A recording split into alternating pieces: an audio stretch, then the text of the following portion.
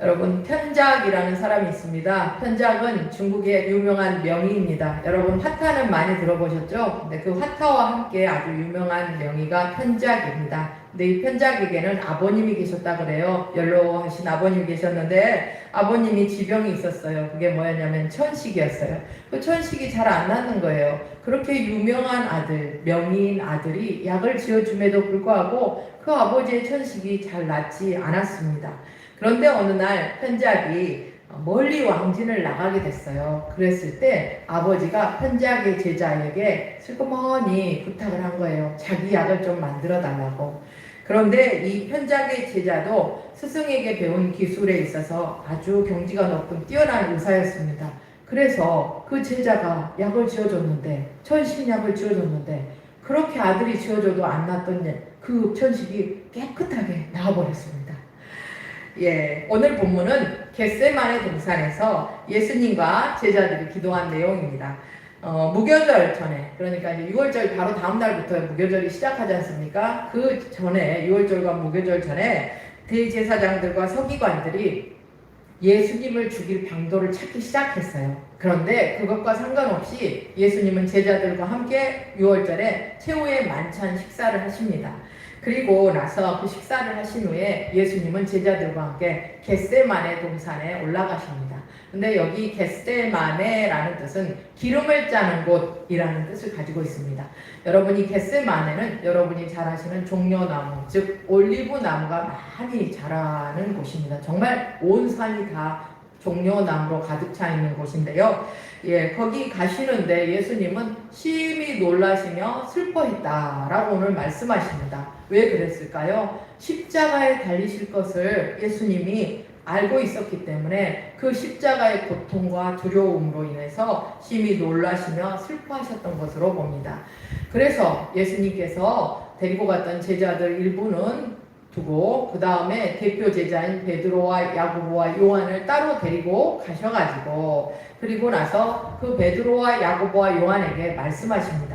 첫째, 나와 함께 깨어 있으라. 우리 34절 읽어보겠습니다. 34절 말씀하시되 내 마음이 심히 고민하여 죽게 되었으니 너희는 여기 머물러 깨어 있으라 하시고. 아멘. 예수님께서 그 베드로와 야고보와 요한에게 여기 머물러 깨어 있으라 라고 말씀하십니다. 그런데 똑같은 이야기인데 마태복음 26장 38절에서는 나와 함께 깨어 있으라 라고 말씀하십니다. 마가복음에서는 여기 머물러 깨어 있으라 라고 말씀하셨는데 마태가 쓴 책에는 뭐라고 나와 있냐면 나와 함께 깨어 있으라. 그래서 오늘 첫 번째로 깨어 있는데 어떻게 깨어 있어야 하느냐? 예수님과 함께, 나와 함께 깨어 있어야 한다는 것입니다. 자, 오늘 보면은 예수님은 제자들에게 부탁하신 후에 3번이나 기도를 하러 가십니다. 3번이나. 그런데 제자들은 너무 피곤했어요. 사역을 하고 나니까 너무 피곤해요. 그러니까 예수님이 깨어 있으라고 부탁을 해도 그 말은 귀에 들렸는데 눈꺼풀이 너무 무거운 거예요. 그러니까 자동으로 잠이 들죠. 잠이 들어. 그런데 우리가 생각해 봅시다. 예수님이 더 피곤했을까요? 제자들이 더 피곤했을까요? 잘 모르시겠는가요? 예수님이 더 피곤했을 것 같아요. 왜냐하면 다 안수해 주시고 병자들 낫게 해주시고 가르치시고 사역이 얼마나 많았어요. 그런데 예수님은 굉장히 피곤하셨을 텐데도 깨어서 기도하시잖아요. 깨어서 기도해요. 얼마나 열심히 기도했는지 누가복음 22장 44절에 뭐라고 하냐면 땀이 땅에 떨어지는 핏방울같이 될 정도로 그렇게 기도했다고 그러잖아요. 땀을 이렇게 흘리는데 땅에 떨어지는 핏방울이 되는 것처럼 그렇게 열심히 하나님께 기도했던 것을 알 수 있습니다. 그러면 우리는 생각할 수 있어요. 에이, 예수님은 하나님의 아들이잖아. 그러니까 우리하고 다를 수 있지 라고 생각할 수 있겠죠. 그렇죠? 하지만 예수님은 신이지만 동시에 인간이십니다. 우리 육체를 입고 계신 인간이었어요. 우리와 똑같은 고통을 당하셨고 뿐만 아니라 예수님은 사실 성경을 보면 몸이 몹시 약했다는 것을 알 수 있습니다. 그 증거로 로마 시대의 사형수들은 그 십자가, 자기가 그 못 박힐 그 십자가가 있잖아요. 그 전체가 아니라 이 가로로 된 가로대를 이게 어깨에다 메고 골고다 언덕까지 올라가야 됐어요. 그러면 보통의 그 죄인들은 이 가로대를 들고 골고다 언덕까지 올라갈 수 있는 거예요. 굉장히 무거웠지만. 하지만 예수님은 어떠셨는가요? 끝까지 못 갔어요. 그래서 고레니오 사람 시몬이 그 예수님의 십자가 가로대를 대신 져주셨잖아요. 그러니까 예수님이 몸이 약했다는 걸 알 수 있어요. 그것뿐만이 아니라 보통 이제 십자가에 달리면 이 십자가의 형이 고통스러운 게 내달려서 정신이 말똥말똥한 상태로 계속 그렇게 달려있는데 며칠간 달려있고 심지어 일주일이 넘게 달려있었던 사람도 있대요. 빨리 안 죽으니까. 그런데 예수님은 십자가에 달려서 정확히 한 6시간 만에 돌아가셨어요. 그러니까 예수님이 몸이 굉장히 약했다라는 걸 알 수 있어요. 왜냐하면 예수님이 채찍도 많이 맞으셨고 또 체력이 많이 고갈되신 상태였다는 것을 우리가 봤을 때 예수님은 참 몸이 약했구나라는 걸 알 수 있습니다. 예, 그럼에도 불구하고 예수님은 사역이 끝나면 가서 쉬셨다고 써져 있지 않잖아요. 한적한 곳에 가서 기도했다라고 써져 있어요. 그냥 늘 깨어 있었던 분인 것을 알 수 있습니다. 하지만 제자들은 다르죠. 오늘도 예수님께서 2번이나 제자들한테 깨어 있어라 라고 부탁했는데 예수님이 갔다가 돌아와서 보면 자고 있고 또 갔다가 돌아와서 보면 또 자고 있고. 왜? 피곤하니까, 눈이 아프니까. 그래서 자고 있었던 거예요. 그렇게 잤던 제자들인데 예수님이 십자가에 달려 죽고 부활하신 후에 제자들이 바뀝니다. 그 증거가 어떤 사람을 보면 알 수 있냐면 사도 요한을 보면 알 수 있어요. 사도 요한은 가장 오래 살았죠, 제자들 중에. 그런데 반모섬에 유배가 됐어요. 왜냐하면 로마 황제를 신으로 섬기라고 하니까 그걸 거절했기 때문에 반모섬에 유배가 됐어요. 그래서 거기서 유배가 돼서 무슨 일을 했냐면 낮에 채석장에 돌을 깨는 일을 했어요. 채석장에 돌을 깨는 일은 저는 안 해봐서 모르지만 굉장히 힘들 것 같아요. 그런데 이때 이 사도 요한의 나이가 몇 살이었냐면 90에서 96세였을 거라고 추정합니다. 그러면 90세 넘은 노인이 채석장에서 일을 하면 얼마나 피곤했을까요? 그렇죠. 그런데 저녁이면 이 사도 요한은 자기가 쉬는 곳이 어디였냐면 동굴이었어요. 사도 요한 계시 동굴이라고 하는 곳이 있는데 거기 동굴이 자기 집이었어요. 거기 가서 요한이 뭐 했을까요? 편안하니 누워서 잔 게 아니에요. 늘 엎드려서 기도를 했는데 얼마나 열심히 기도했는지, 낮에 그렇게 일하신 어르신이 저녁이 돼가지고 또 기도를 얼마나 열심히 했는지 그 사도 요한 동굴에 보면은 이렇게 머리가 움푹 들어가 있는 머리 그 모양이 들어가 있는 돌 그 벽에 그게 있어요. 그러니까 사도 요한이 머리를 늘 이렇게 벽에다가 대고 기도를 했다는 거죠. 그런데 거기가 이제 나중에 이렇게 흔적이 남았고 나이가 많다 보니까 일어나려면 또 힘들잖아요. 그래서 약간 들어간 곳을 이렇게 짚고 올라갔다고 그래요. 맨날 일어날 때. 그래서 거기 그 손잡이가 아예 돼버려가지고 거기도 또 이렇게 기념 동굴에 보면 있는 걸 볼 수 있어요.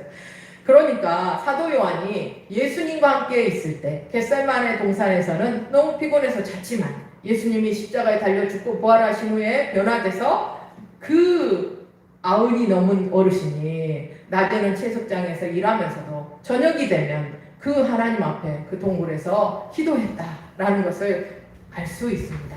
늘 깨어 있었다라는 것을 우리가 볼 수 있는 것입니다. 그래서 그렇게 기도했더니 어떤 일이 일어났습니까? 사도 요한이 그 계시의 동굴에서 그 하늘의 그 놀라운 계시를 보게 되잖아요. 그리고 거기서 요한계시록을 쓰고 모든 성경의 마지막이라고 할 수 있는 요한계시록을 썼던 것을 볼 수 있습니다. 자, 그리고 또 기도에 늘 깨어있던 사람이 있었는데 감리교의 창시자 존 웨슬리죠. 그리고 이분은 18세기 영국을 영적 각성으로 뒤흔들었던 사람이 존 웨슬리예요. 그런데 그 존 웨슬리의 엄마가 수산나 웨슬리입니다.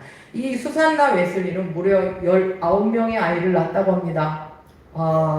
놀랍죠. 그런데 옛날에는 많이 낳았는데 많이 죽었죠. 그래서 9명의 아이들이 죽었다 그래요. 그래도 10명이나 되는 애들 있잖아요. 그 10명이나 되는 애들을 이 엄마가 키운 거예요. 근데 이 아빠가 직업이 뭐였냐면 개척교회 목사님이었어요. 근데 개척교회 목사님이 10명의 아이들이 있었는데 그 사모님이 얼마나 바빴겠습니까? 그래서 애들 돌보는데도 시간이 너무 부족했고 거기에다가 애들은 날마다 뛰죠, 울죠, 막 그러니까 정신이 하나도 없었어요. 그럼에도 불구하고 수산나 웨슬리는 하나님 앞에 약속을 했다고 합니다. 하나님, 제가 하루에 2시간은 늘 하나님 앞에 기도하겠습니다.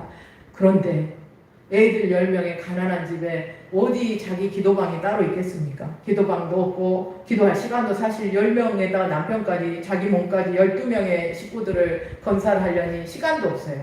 그런데 이 수산나 웨슬리가 생각이 났어요. 뭐가 생각이 났냐면 옛날에는 앞치마가 굉장히 길었잖아요. 옛날 그 영화들 보면 그 앞치마, 긴 앞치마를 이렇게 탁 둘러 쓰는 거예요. 그러면 자기 얼굴도 덮고 자기 상체도 다 덮잖아요. 그리고 그 자리에서 무릎을 꿇은 거예요. 수산나 웨슬리가. 그러고 2시간씩 날마다 기도를 했다고 합니다. 근데 엄마가 이렇게 앞치마를 휙 둘러 쓰면 그 순간에 아이들이 알았다 그래요. 아, 엄마가 하나님과 기도하시는구나. 하나님과 대화하는 시간이야. 이 시간은 절대 방해하면 안 돼. 그리고 애들 10명이 다 알아서 그때는 조용해졌다고 합니다. 그렇게 앞치마 기도실에서 엄마가 하루에 2시간씩 그렇게 기도했더니 그 결과 어떻게 됐냐면 방금 아까 말씀드린 존 웨슬리, 영국의 감리교의 참시자인 그런 아들이 그 아래에서 자라나게 된 것을 봅니다. 뿐만 아니라 존 웨슬리 말고 그 밑에 찰스 웨슬리라는 동생이 있었는데 그 찰스 웨슬리는 찬송을 그렇게 잘 썼다 그래요. 수천 곡의 찬송을 지어서 많은 성도들의 마음을 울리는 그런 찬송 작가가 되었다고 합니다. 자, 여러분, 예수님이 오늘 우리에게 뭐라고 말씀하시냐면 나와 함께 깨어있으라 라고 말씀하십니다. 우리는 그런데 사실 예수님이 눈에 보이지 않기 때문에 기도할 때 나 혼자 깨어있는 것 같잖아요. 그런데 그렇지 않다는 거예요. 예수님은 죽고 부활하시고 승천하셨고 지금 하나님 보좌 우편에 앉아 계십니다. 그리고 오늘도 이 시간도 나를 위해서 기도해 주고 계시는 것을 믿으시기를 바랍니다. 네. 그래서 우리가 예수님과 함께 깨어 있어서 사도 요한처럼 수산나 웨슬리처럼 그런 복을 받는 저와 사랑하는 모든 성도님들 되시기를 바랍니다. 두 번째로 시험에 들지 않게 깨어 있으라. 우리 38절 읽어보겠습니다. 38절입니다. 시험에 들지 않게 깨어 있어 기도하라. 마음에는 원이로되 육신이 약하도다 하시고. 아멘. 예수님은 제자들에게 깨어 있으라 라고 하고 부탁을 한 후에 처음 멀리 가신 게 아니고 조금도 가셨다라고 써져 있습니다. 근데 이 조금도의 거리가 어느 정도일까? 누가복음에 보면 돌을 던지면 되는 그런 거리라 그래요. 그럼 그렇게 멀지 않죠. 돌을 던지는 거리니까 돌 던질 만큼 되니까 그리 멀지 않아요. 그래서 예수님이 기도하는 소리도 사실은 들렸을 수도 있었을 것입니다. 그런데 예수님께서 뭐라고 거지의 원대로 하옵소서 라고 기도했습니다. 사실 하나님의 아들이십니다. 예수님은. 그래도 십자가에 달려 죽는 것은 너무나 두렵고 고통스러운 것이었습니다. 그래서 예수님이 뭐라고 했냐면 하나님 이 잔을 옮겨주세요 라고 처음에는 기도하시지만 그러나 라고 말하잖아요.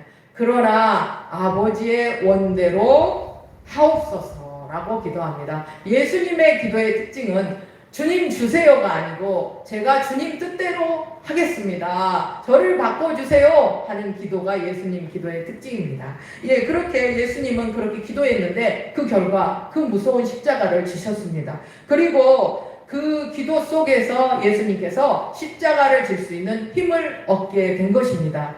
그러므로 오늘 우리가 그 예수님 때문에 영원한 죄에서 구원받아서 영원한 천국에 가게 될 줄 믿습니다. 자, 반대로 오늘 제자들과 베드로는 어떤가요?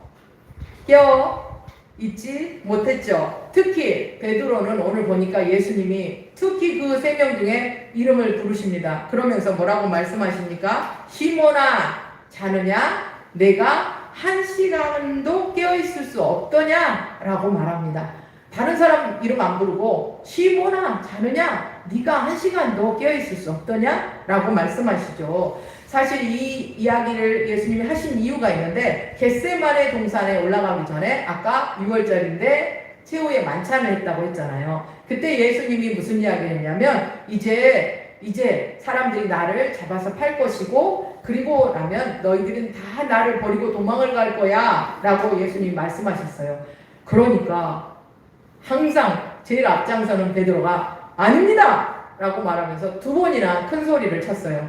나는 절대 주님을 버리지 않을 거예요. 저는 절대 주님을 부인하지 않을 거예요 라고 큰 소리를 두 번이나 쳤거든요. 그런데 지금 기도하라고 하는데 베드로가 자고 있는 거예요. 그러니까 예수님께서 베드로에게 시몬아 자느냐? 네가 1시간도 깨어있을 수 없더냐? 시험에 들지 않게 깨어있으라. 깨어있어 기도하라 라고 말씀하십니다.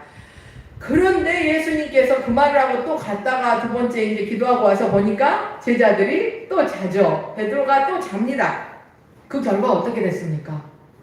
막상 예수님이 잡혀갔을 때 베드로가 예수님을 몇 번 부인합니까? 3번. 닭 2번 울기 전에 3번 네가 부인할 거다고 했는데 그 말대로 예수님을 베드로가 3번이나 몰라요 라고 말하지 않습니까? 자, 그래서 예수님은 베드로의 그걸 아셨어요. 호언장담했지만 시험에 들 것을 알기 때문에 깨어서 기도해라. 시몬아 아직도 자고 있냐? 깨어서 기도해라 라고 말씀을 하셨던 거예요. 그런데 결국 베드로는 깨어서 기도하지 못했기 때문에 시험에 들었지만 예수님은 깨어서 기도했기 때문에 십자가를 지셨습니다. 그래서 우리는 어떻게 해야 될까요?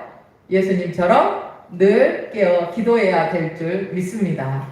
베드로는 이후에 이게 얼마나 큰 상처였겠습니까? 수제자인데 상처였겠잖아요. 그러나 예수님이 그 베드로를 만나주시고 회복시켜주잖아요. 그렇지만 이 큰 상처를 베드로는 잊지 않고 일평생 살았다는 것을 우리가 알 수 있는데 그게 베드로전서 5장 8절에 나와 있는 말씀입니다. 베드로 사도는 이렇게 말합니다. 근신하라 깨어라 너희 대적 마귀가 우는 사자같이 두루다니며 삼킬 자를 찾나니. 아멘.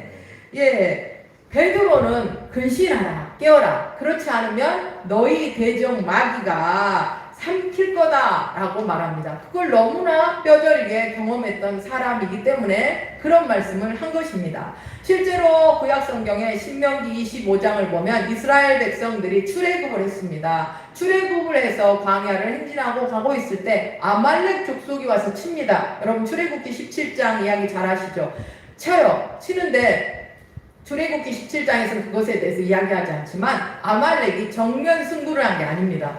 뒤에 와서 쳤어요. 뒤에 있는 사람들은 어떤 사람들이에요? 약한 사람들, 힘이 떨어진 사람들, 피곤한 사람들, 이런 사람들이 뒤에 있는데 이 뒤에 쳐져 있는 약한 사람들을 이 아말렉이 비겁하게도 뒤에 있는 사람들 와서 친 거예요. 그런데 마귀가 이 아말렉 사람들하고 똑같다는 것입니다. 꼭 시험에 들만 할 때 힘이 없고 약해져서 믿음에서 처져 있을 때 그때 마귀는 와서 그런 약한 사람들을 쳐서 시험에 들게 합니다. 공감하신가요? 네, 그래 맞아 하는 표정이시네요. 감사합니다. 네, 그래서 어찌해야 될까요? 늘 깨어 있어야 합니다. 사실 우리는 몸이 약해지면 어때요? 몸을 돌보려고 애를 쓰죠. 첫째 어디 가요? 병원에 가고 그 다음에 약을 먹고 그리고 음식도 이것도 먹고 저것도 먹고 조심합니다. 그래서 옛말에 이런 말이 있죠. 골골팔시.